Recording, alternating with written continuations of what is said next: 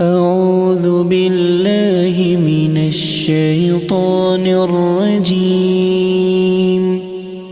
بسم الله الرحمن الرحيم. يسبح لله ما في السماوات وما في الأرض الملك القدوس العزيز الحكيم. هو الذي بعث في الأميين